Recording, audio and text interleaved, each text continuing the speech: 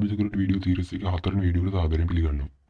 මේ වීඩියෝ එකෙන් කතා කරන්නේ snapshot feature එක පාවිච්චි කරන්නේ කොහොමද කියලා. ඉස්සෙල්ලාම කතා කරමු snapshot feature කියන්නේ මොකක්ද කියලා.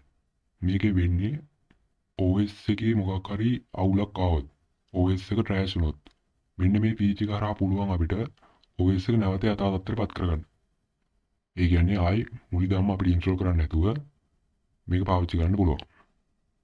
මෙන්න මේක තමයි දැන් මම පාවිච්චි කරන OS එක. ඒ කියන්නේ දැන් තියෙන විදිය තමයි මේ. මෙන්න මේක තමයි අපි snapshot එක ගහන්නේ. ඉතින් මෙතනින් මේක power off කරගන්නවා. හරි. virtual box එකට ගිහිල්ලා මෙතනින් snapshot කියන එකට යනවා.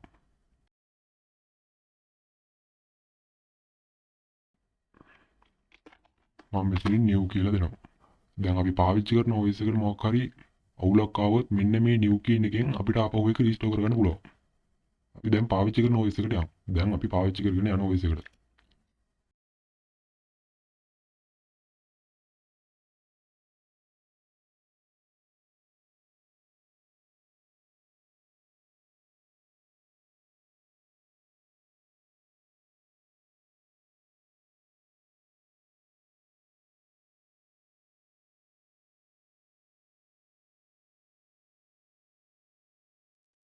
හරි.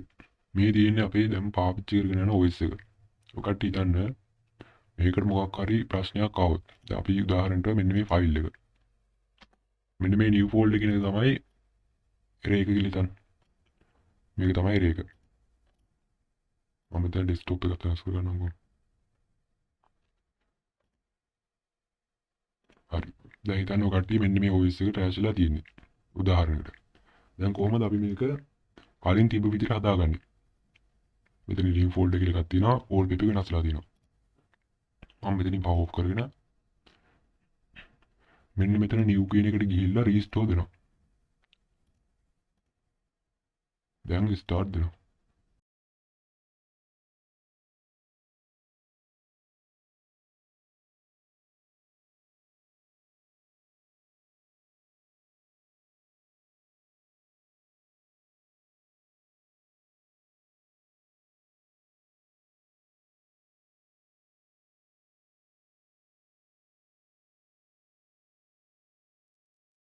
හරි. දැන් ඔකට පේනවා ඇති new folder කියලා ෆයිල් එකකුත් නැහැ. background එක නැස්ලක් නැහැ. ඒ කියන්නේ මේක කලින් තිබ්බ විදිහටම OS එක අරගෙන තියෙන්නේ. අනිවාර්යෙන් මේ snapshot එකක් ගහලා තියාගන්න.